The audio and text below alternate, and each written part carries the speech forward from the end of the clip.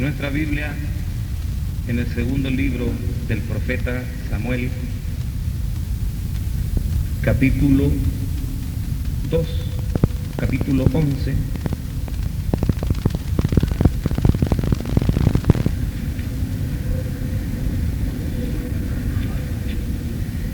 Los 5 primeros versículos vamos a leer en el nombre del Señor.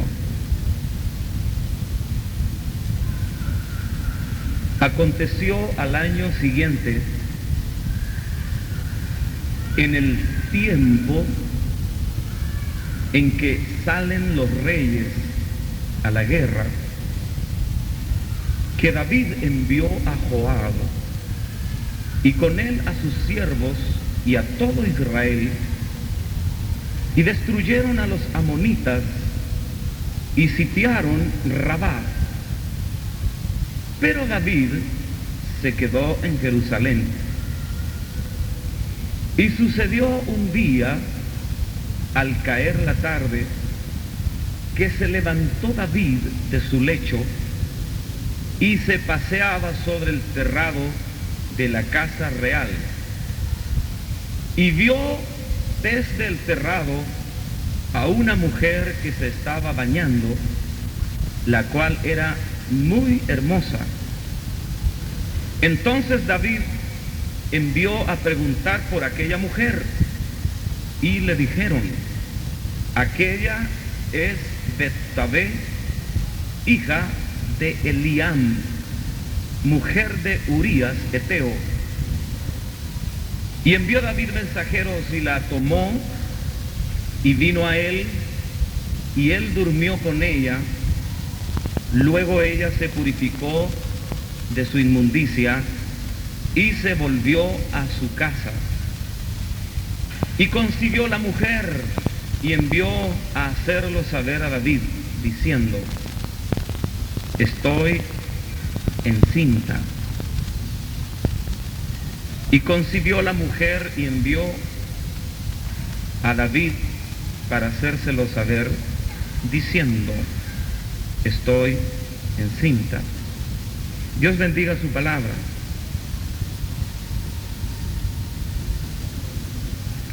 Permítanme advertirles que esta noche yo deseo hablar a ustedes de una manera directa, muy directa y clara. Tal vez sea un poco brusco,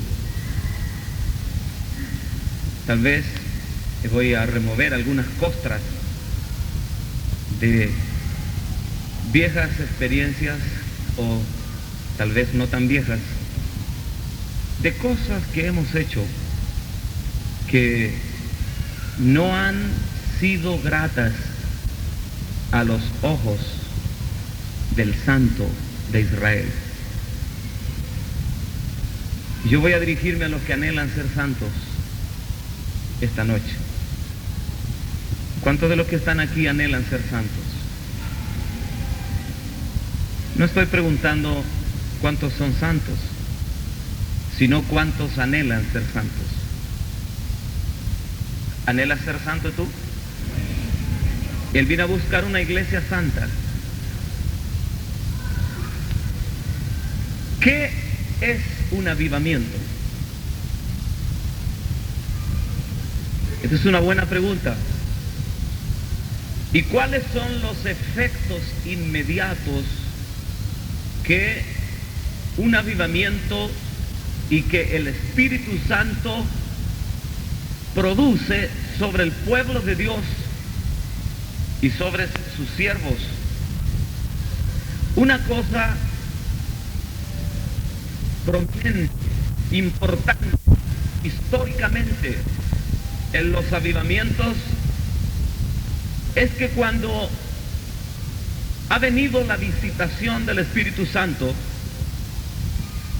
esto ha producido en el pueblo una profunda convicción de pecados, un anhelo de santidad. Tal vez hoy ese sea el elemento vital del que carecemos Los avivamientos se deterioran por la falta de disposición a arrepentirnos. Esa cosa muy innata en el hombre de justificar sus pecados, de esconderlos. Una de las cosas más difíciles es tratar de convencer a un enfermo de que está enfermo y que tiene que ir al hospital. Es muy difícil. Generalmente esperamos al final para ir al médico. Nadie iría al médico a menos que esté convencido de veras que está enfermo. Un nadador no va a pedir auxilio a menos que se dé cuenta positivamente que se está ahogando. Entonces va a levantar su mano y va a gritar: ¡socorro, socorro! Yo no sé si alguno de ustedes alguna vez ha estado en esa experiencia.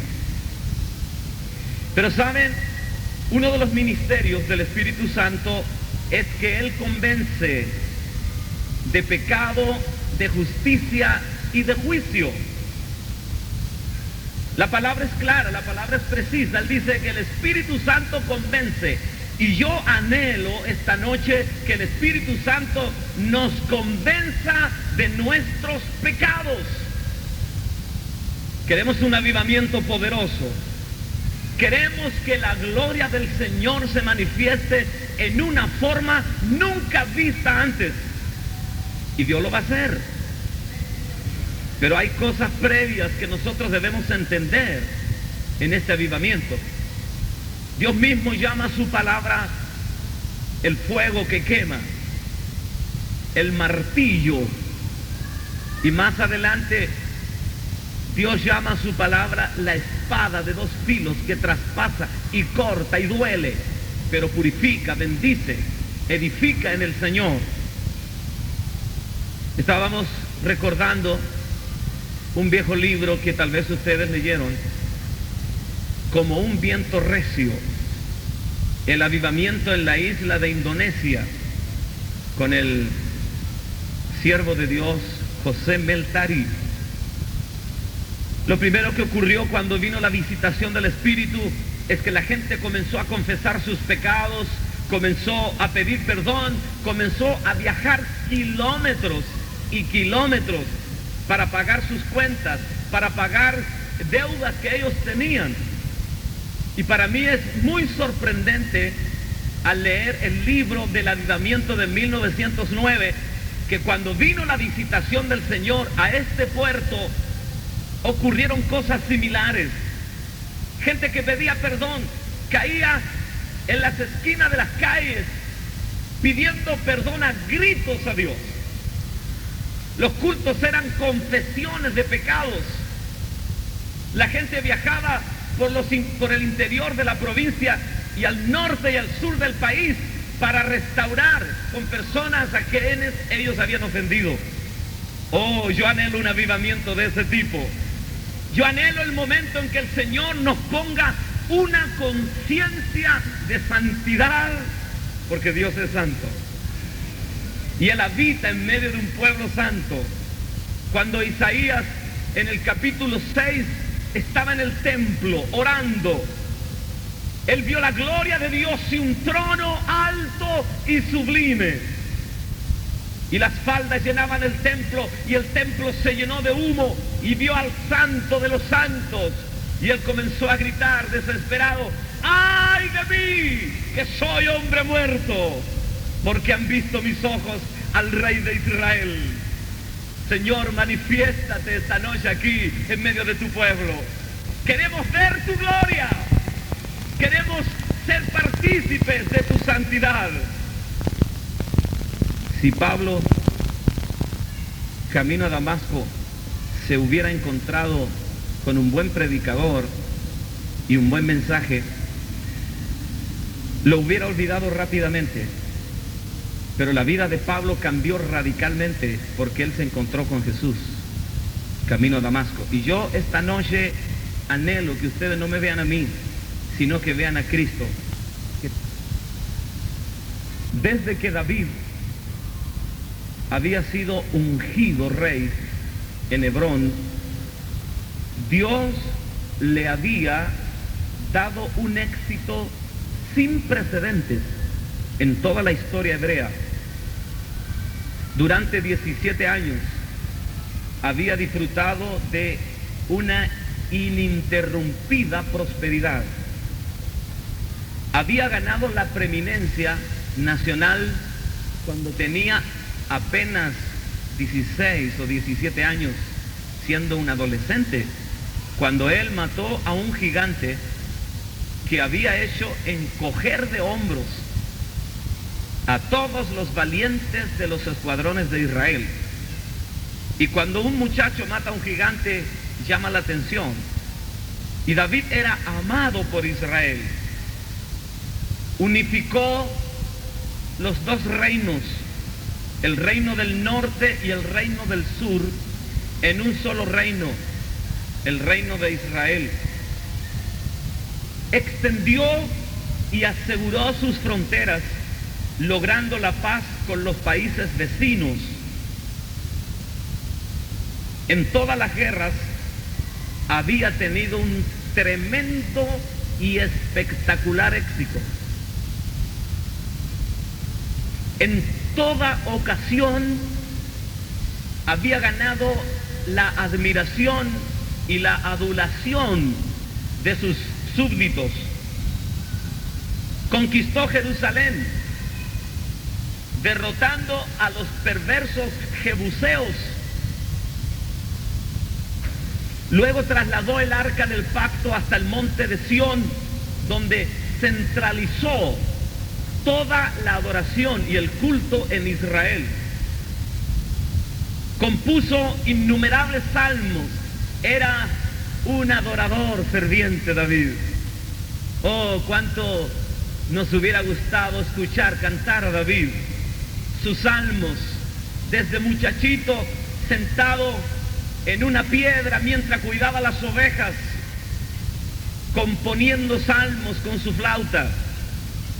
Un hombre ungido por Dios, un hombre según la propia palabra de Dios, conforme al corazón de Dios. Este hombre logró que Israel amara la ley. Él dijo: oh, cuán precioso me son, oh Dios, tus pensamientos, cuán grande es la suma de ellos. Si los enumero, se multiplican más que la arena. De día y de noche medito en tu ley. Había un avivamiento poderoso en Israel, un avivamiento de alabanza, de adoración, de poder, de victoria, de abundancia. Dios se estaba manifestando en una forma impresionante. La Biblia dice: y todo Israel amaba a David. En el libro de Apocalipsis, capítulo 5, verso 5, dice así, refiriéndose a David: he aquí, el león de la tribu de Judá, la raíz de David, ha vencido para abrir el libro y desatar sus 7 sellos. David, ¿qué más podemos agregar al currículum de David? A su honra, a su ministerio, a su gigantesca figura que se alza en la historia como el más grande de los héroes de Israel.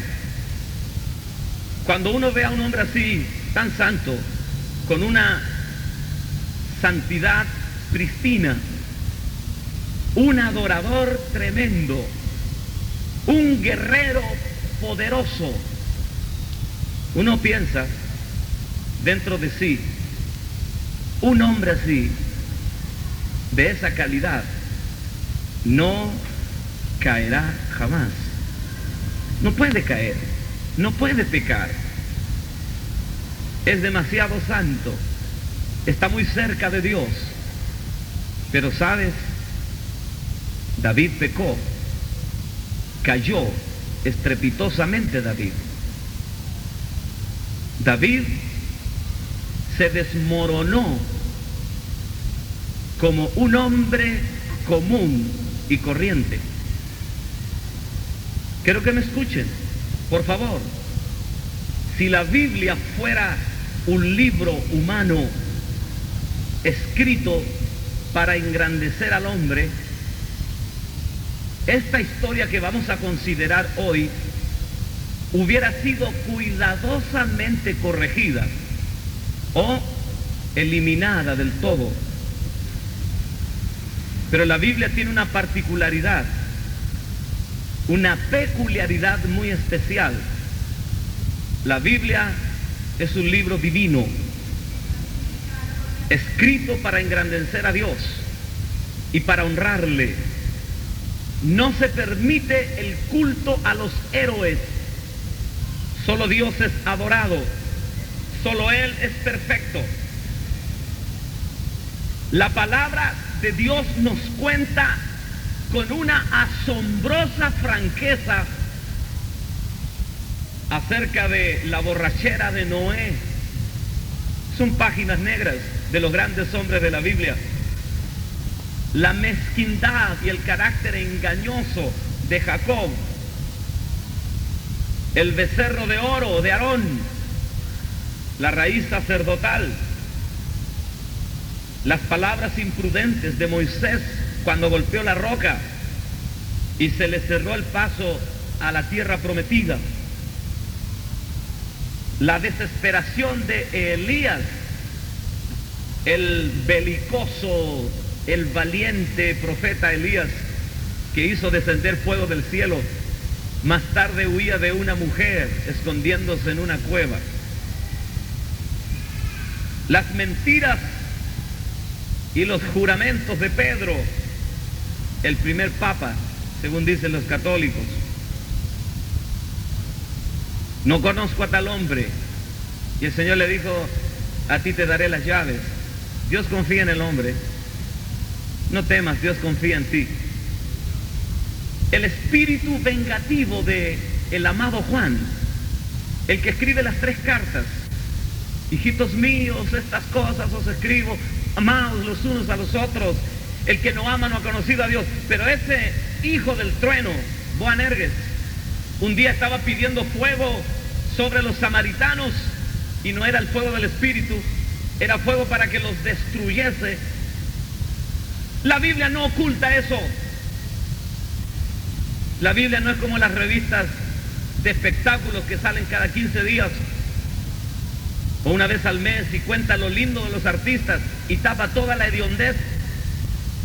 Dios es veraz. Dios cuenta todo. Él es santo. Habla de los asesinatos de Pablo.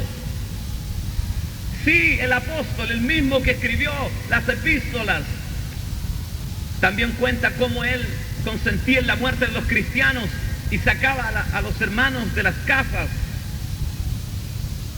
Y el horrendo pecado de David. Escucha esto. Cada vez que un siervo de Dios peca, Dios sale al cruce para declarar su inocencia. Dios dice, yo no tengo que ver con eso. Cuando la iglesia peca o ha pecado históricamente, Dios ha cuidado su testimonio. Dios es santo. Él no ha dejado de serlo. Y Él está aquí esta noche para decir, yo soy santo y trato con un pueblo santo. ¡Aleluya! ¿Cuándo caen los hombres? Yo quiero hablar a tu corazón esta noche, porque veo en ti un hombre de carne y huesos, como yo.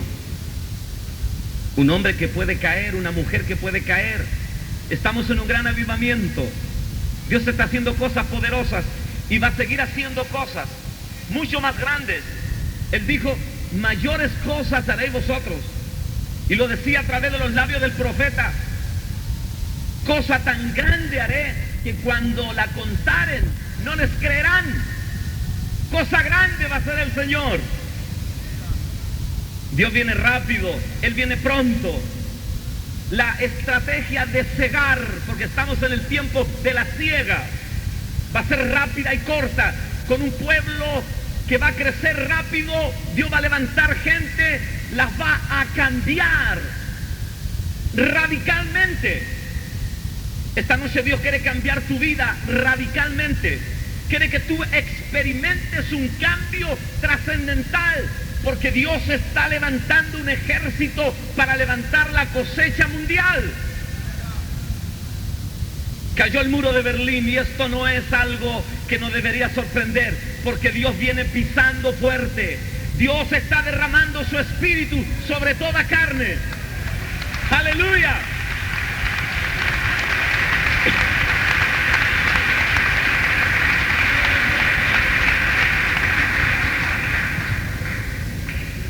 Hay un tremendo avivamiento en África, en China. En China los chinos ya no saben qué hacer porque hay una emancipación en la gente, en los jóvenes. Ellos están reclamando derechos. Ellos no saben, pero hay 50 millones de hermanos chinos que están haciendo reuniones en sus hogares, orando, ayunando, para que Dios liberte China, para que Dios visite con el fuego de Pentecostés los países asiáticos, porque Cristo viene. ¡Aleluya! Los rusos están recibiendo revelación del Señor. Hace poco me enteré de un satélite que tiene la capacidad de fotografiar de una inmensa altura, y todo lo que es minerales sale de color blanco. Todo lo que no es mineral sale fotografiado nítidamente desde una enorme altura fuera de la tierra. Ellos pueden fotografiar nítidamente una pelota de golf, una cosa pequeña. Y estamos fotografiando cierto lugar en las montañas de Ararat, frontera de Rusia. Y fotografiaron y captaron debajo de unas capas de hielo algo así como un barco. Entonces ellos dijeron, no puede ser.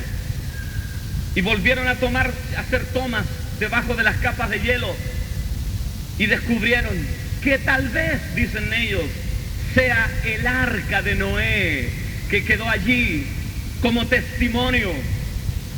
¿Sabes una cosa? Dios está hablando a su pueblo. Dios está hablando al mundo. Cristo viene pronto. Escúchalo. Él viene. He aquí, vengo pronto. Y mi galardón conmigo para recompensar a cada uno según sea su obra. Aleluya. ¿Cuántos están esperando al Señor? ¿Sabes por qué puedes caer en pecado? Porque estamos en avivamiento, porque estamos en prosperidad. David no cayó cuando era un humilde pastor, desconocido, olvidado ya en la inmensidad del campo, cuidando las ovejas.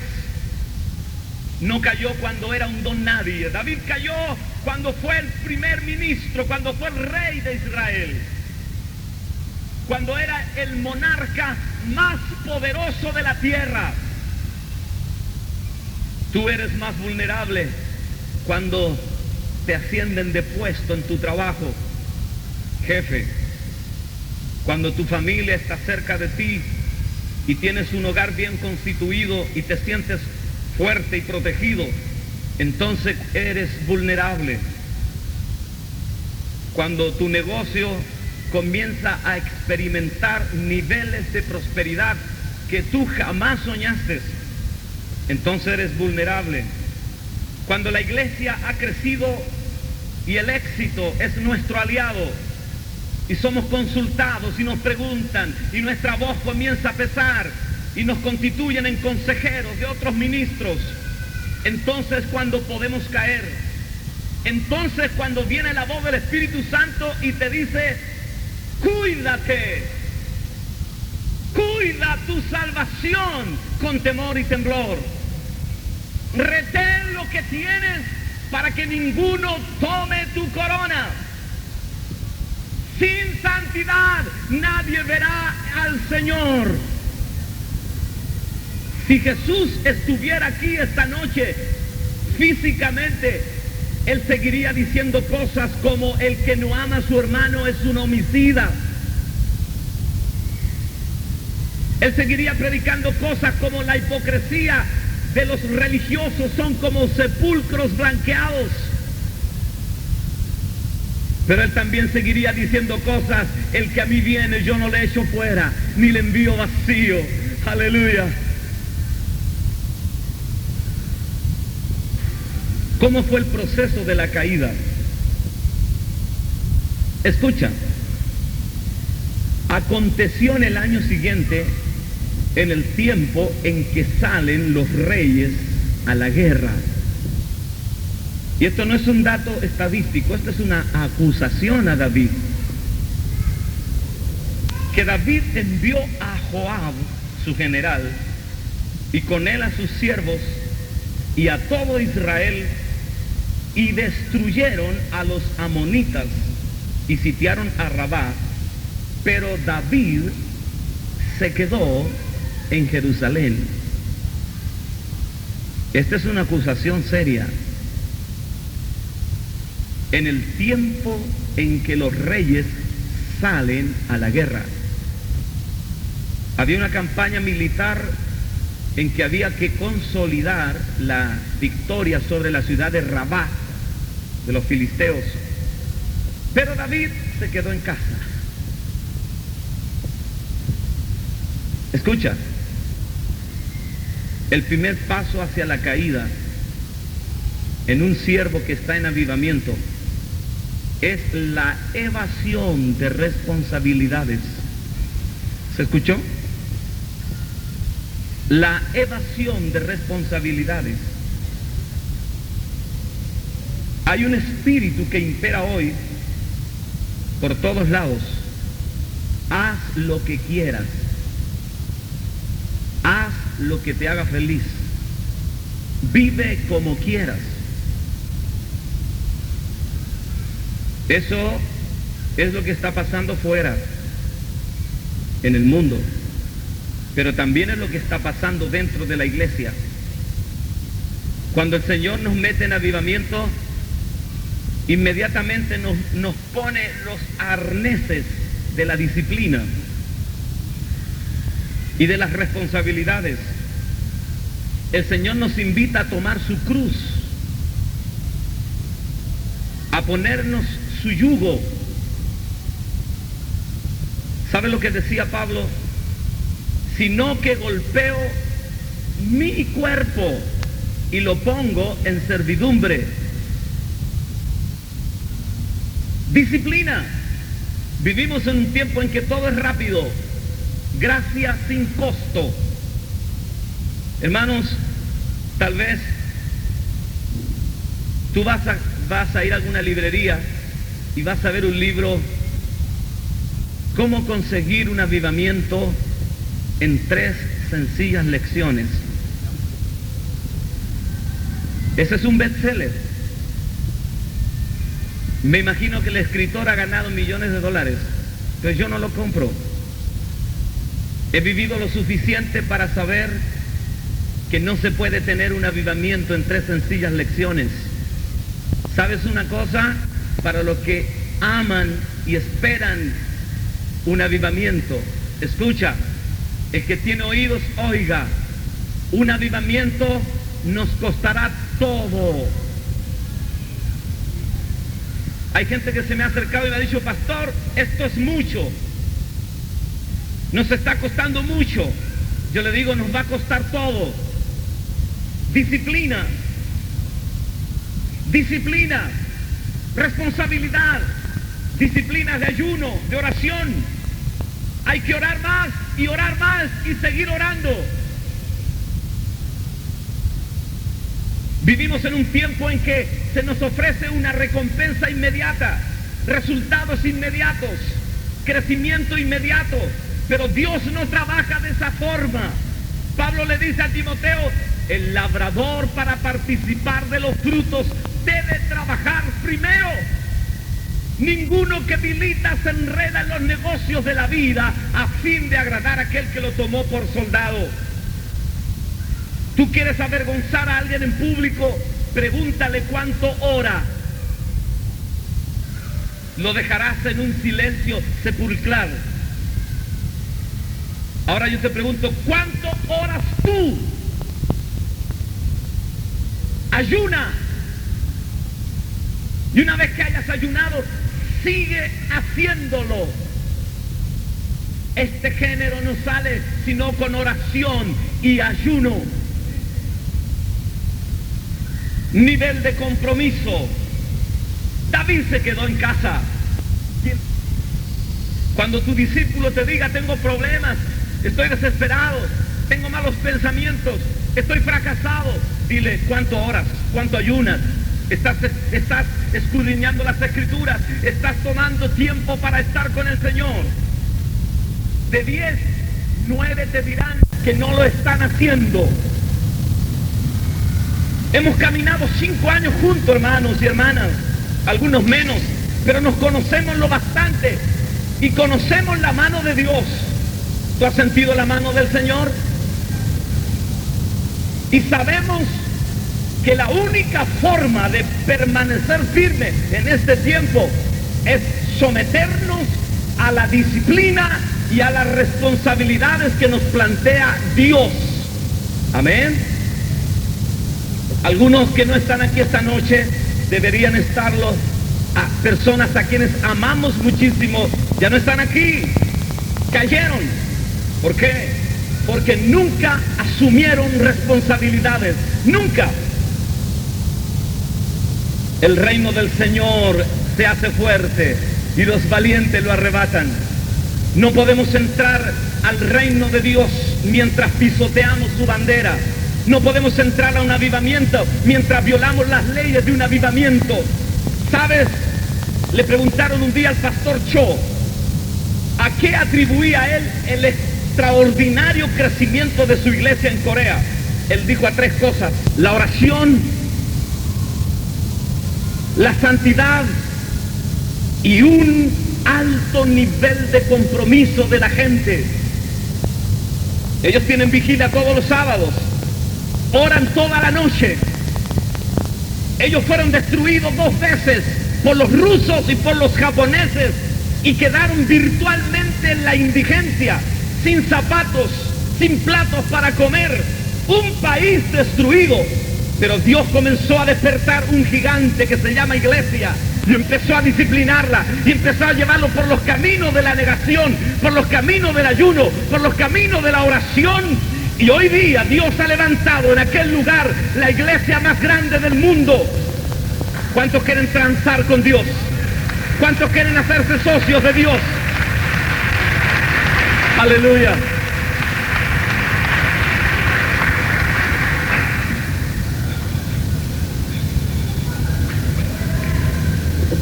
La irresponsabilidad camina tan lenta que el pecado pronto la alcanza.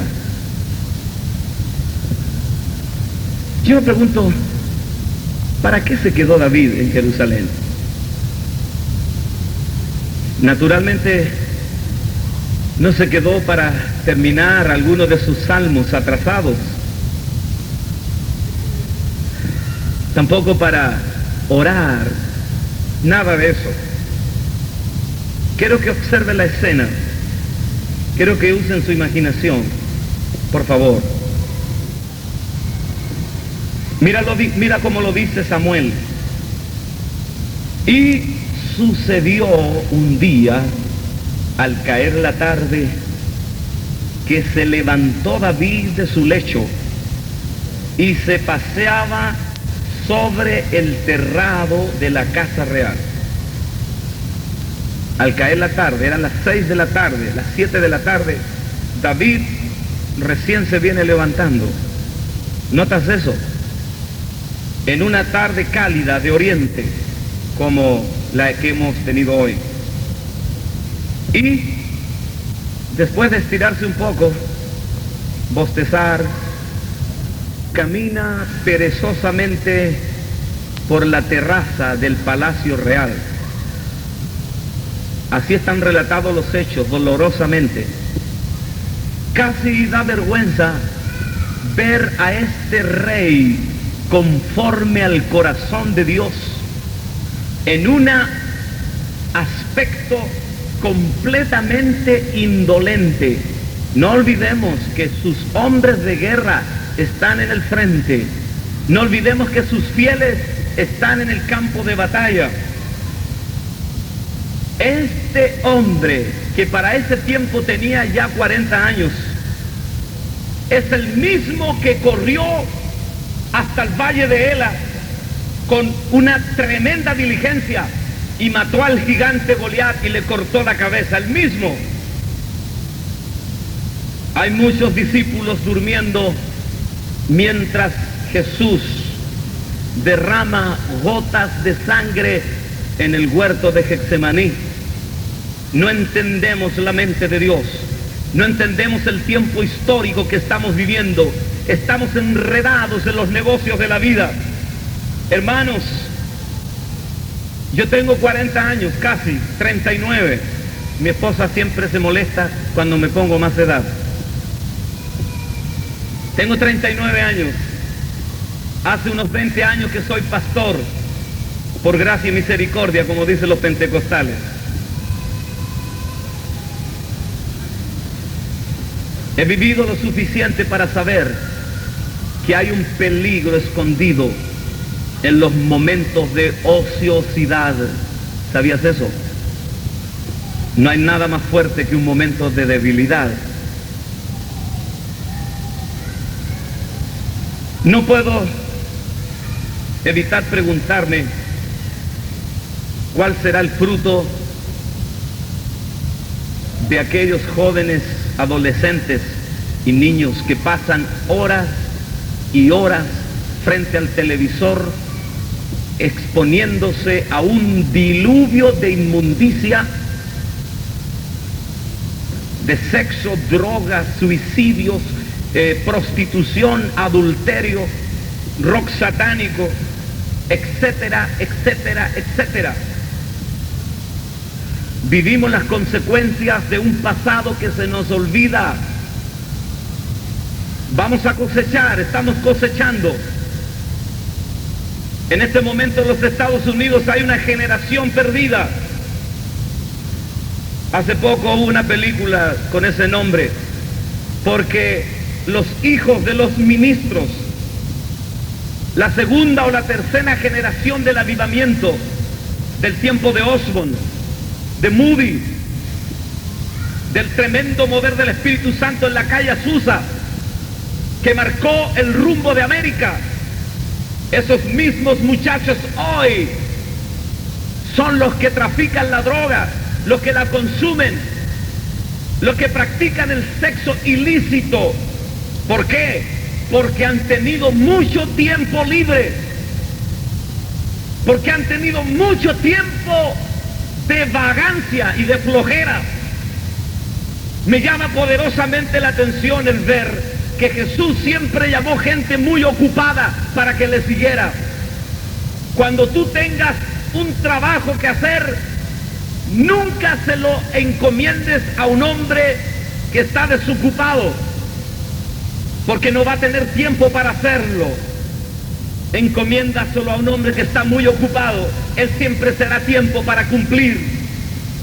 Oh, necesitamos hombres activos, hombres con un alto nivel de compromiso.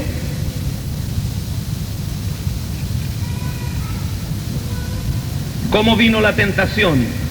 Y vio desde el terrado de su casa a una mujer que se estaba bañando, la cual era muy hermosa. Envió David a preguntar por aquella mujer y le dijeron: aquella es Betsabé, hija de Eliam, mujer de Urías Eteo. Ahí estaba David, digámoslo en las propias palabras del profeta Natán, y uno que venía de camino,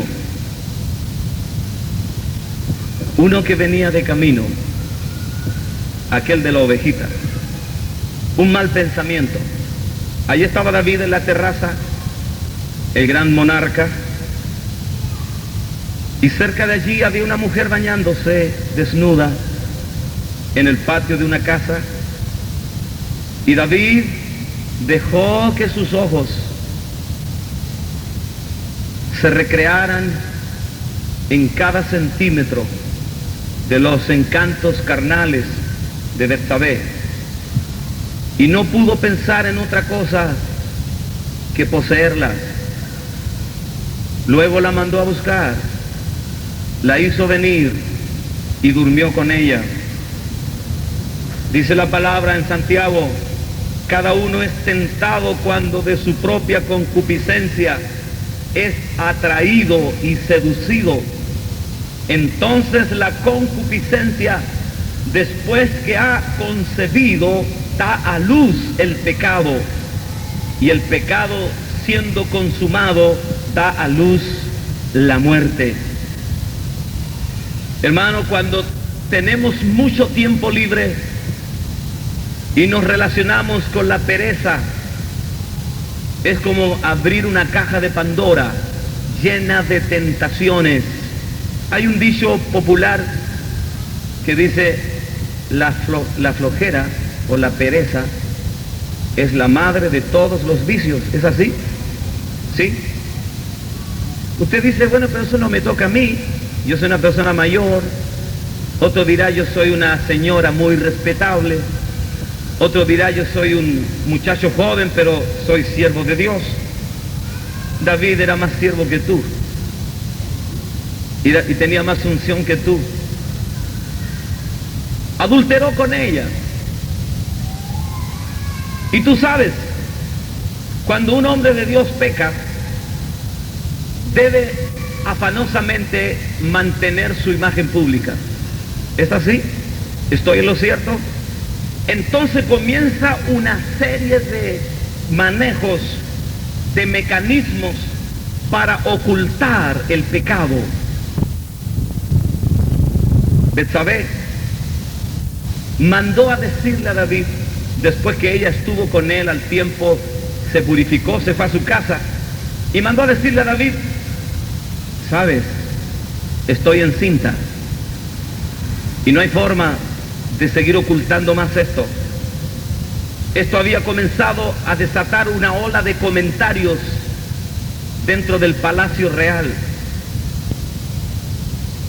Había que actuar rápido, había que tener una estrategia rápida. Entonces David dice: hagan venir a Urías Eteo, el marido de Betsabé, rápido del campo de batalla. ¿Me van siguiendo, verdad? Gracias.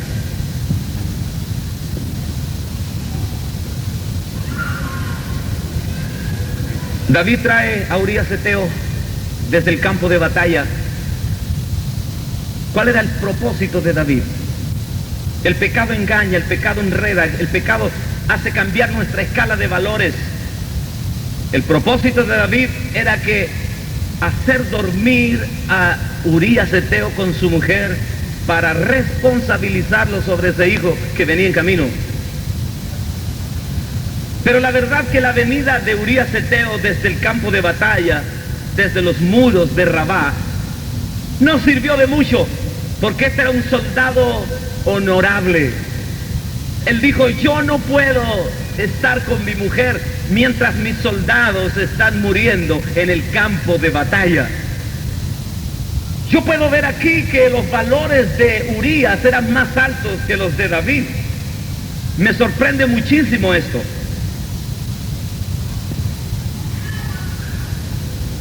David le dijo: quédate hasta mañana. Al otro día le mandó un plato especial desde la mesa de él, y le mandó los mejores vinos y lo emborrachó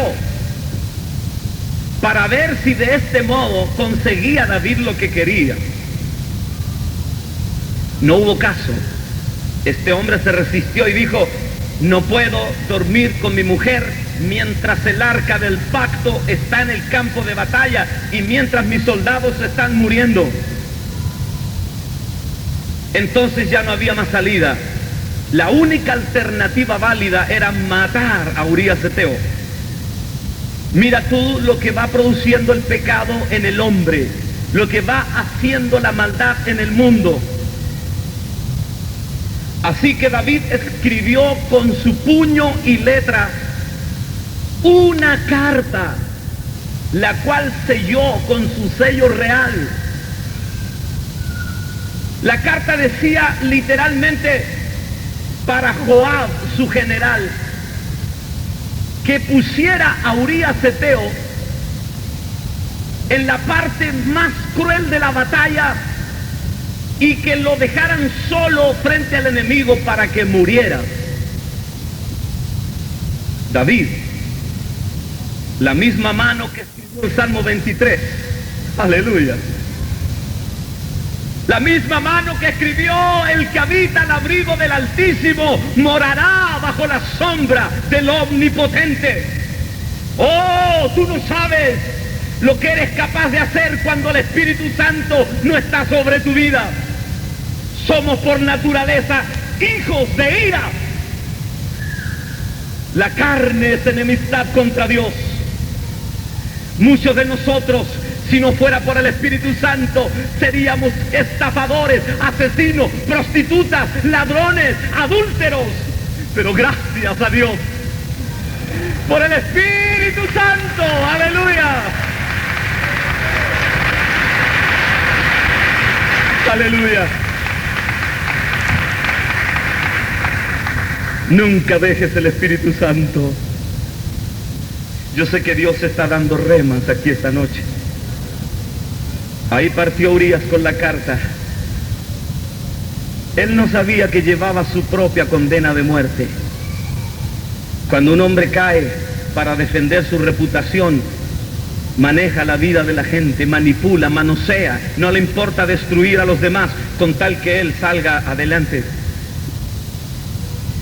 Hace un tiempo, hace poco, en televisión, ustedes vieron el testimonio de Jim Bakker. Pagaba $1 millón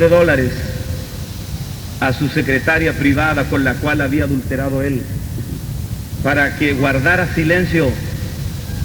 Un siervo de Dios, sí, el fundador del PTL, el hombre de la superfe, el que escribió 7 factores para tener una vida próspera. Tal vez tienes tú un libro de él en tu biblioteca. El mismo hombre pagaba a su compañera de pecado $1 millón para que no lo delatara. Más tarde esta misma mujer posaría desnuda para la revista Playboy. Y cuando lo enjuiciaron al siervo de Dios y le dieron 40 años de prisión y $500,000 de multa, entrevistaban a esta chica y ella decía: está bien, se lo merece. Oh, hermanos queridos, si tú no permaneces asido de Cristo, si tú no permaneces en oración y ayuno, los demonios te van a hacer polvo, triza.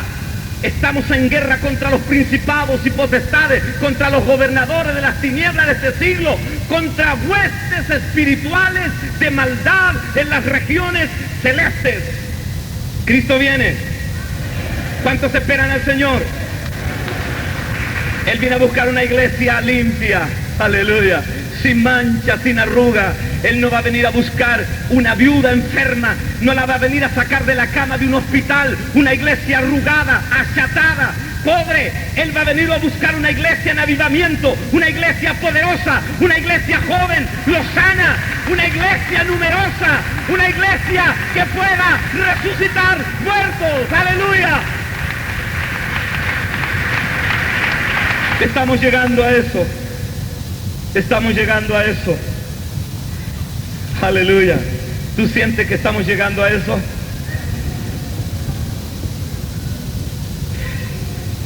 Yo pienso, ¿qué sintió Joab cuando agarró esa carta?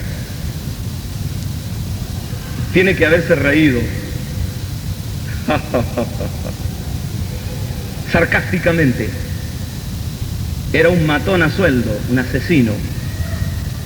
El mismo más tarde mataría a Absalón, el hijo de David. Y Joab, siendo un general del rey, tenía una tremenda autoridad sobre David.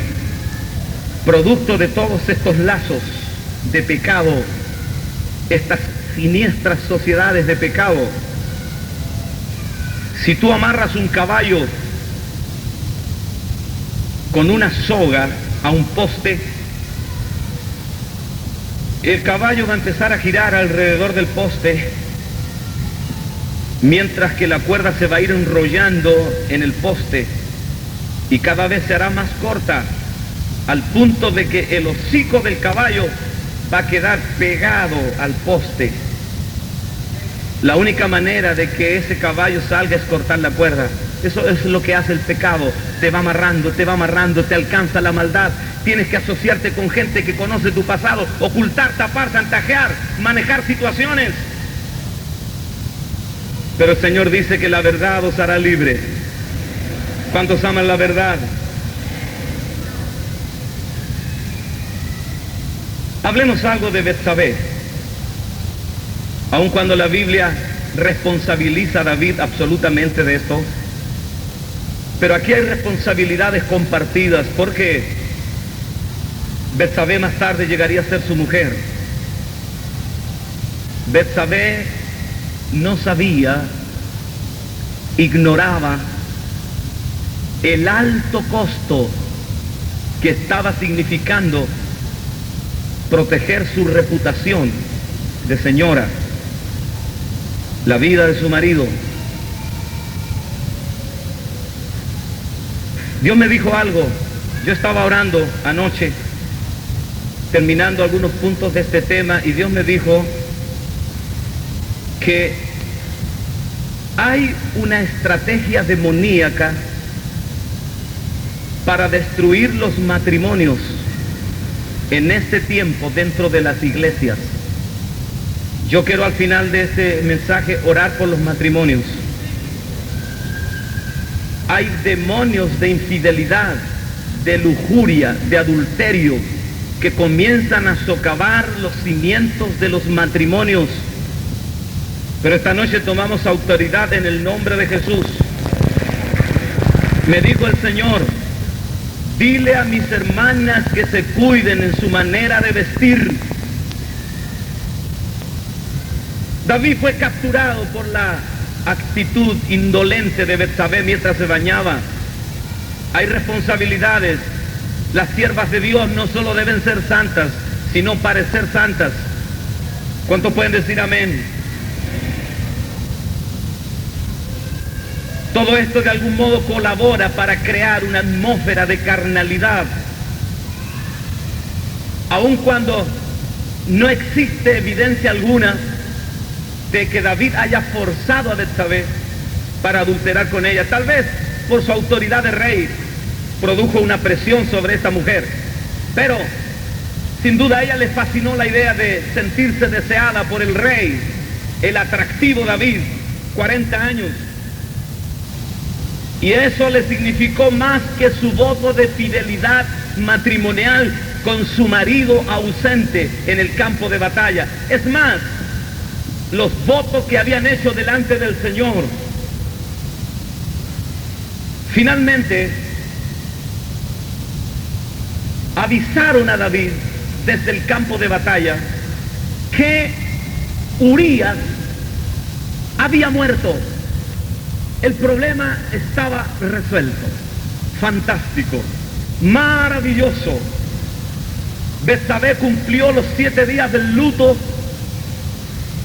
y David la hizo venir hasta el palacio y la tomó como su mujer.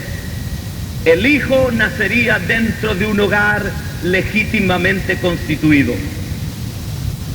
Todo en orden, todo calculado, todo medido. David partía del supuesto de que solo él y Joab sabían acerca de este asunto. Sin embargo, hubo un defecto fatal en todo este arreglo. Dice la Biblia: mas esto que David había hecho fue desagradable a los ojos de Jehová. Oh, fue desagradable a los ojos de Jehová. Si hay pecados ocultos en tu vida esta noche, Tal vez has hecho todos los arreglos previos para mantener tu imagen pública. Pero dice la palabra, esto es desagradable a los ojos de Jehová. ¿Te pesa eso a ti? ¿Lo sientes? David era admirado por el mundo, ante los ojos del Señor era repudiado. Él pensaba que tenía todo calculado, pero ante Dios estaba escondido como dentro de una malla de arco de fútbol. Imposible esconderse. Dice la Biblia que cuando vino la maldad sobre la tierra, Noé halló gracia ante los ojos de Jehová. Aleluya. Y la iglesia primitiva dejaba todo, prestigio, la fama, dinero, para hallar gracia ante los ojos de Jehová. ¿Cuántos esta noche quieren hallar gracia ante los ojos del Señor? Él le dice a la iglesia en Asia, yo conozco tus obras, y esto no es ningún elogio. Nos asusta esta noche saber que Dios conoce nuestras obras. El Espíritu Santo dice, yo conozco tus obras. ¿Escuchó la iglesia? El que tiene oídos, oiga. Yo conozco tus obras. Oh Dios, dijo David, esconde tu rostro de mí. Aleluya. Durante 12 meses, el rey David envolvió el pecado en su seno. Cerró los labios, se negó a confesar. Cuando su conciencia le remordía, él tenía buenas excusas. Él decía, total, yo soy rey y puedo hacer lo que quiera. Cuando nuevamente la conciencia le remordía, decía, bueno, Betsabé tiene la culpa, ella me provocó, y finalmente yo no he perjudicado a nadie. En la guerra siempre muere gente, ¿por qué no Urías Eteo?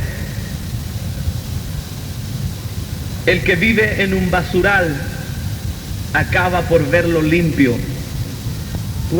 Aun cuando siempre tenía una excusa para su pecado, como nosotros, había algo que estaba royendo, carcomiendo la boca de su estómago. Oh, hermano querido, tú has pasado por esas situaciones, hemos pasado esas situaciones. Sentía un vacío que no podía describir. Quería componer salmos y no podía. Esto era acompañado de situaciones depresivas terribles, días en que él quería morir, no sentía la presencia del Señor. Él escribía en el Salmo 38, estoy encorvado, estoy humillado en gran manera, ando enlutado todo el día porque mis lomos están llenos de ardor y nada hay sano en mi carne. Estoy debilitado y molido en gran manera. Gimo a causa de la conmoción de mi corazón. Oh David, ¿por qué? ¿Por qué, David? Por un momento de placer. Tu trono está en peligro, tu ministerio destruido, tu vida juzgada por tus enemigos que blasfeman de Dios. Tenía una preciosa Betsabé a su lado, pero no tenía descanso en el alma. Él dice en el Salmo 32, mientras callé, se envejecieron mis huesos en mi gemir todo el día, porque de día y de noche se agravó sobre mí tu mano. Se volvió mi verdor en sequedades de verano.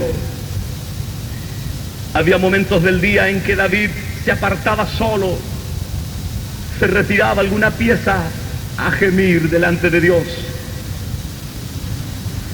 12 meses, por las noches, mojaba su almohada con lágrimas, llorando. Sus huesos se consumían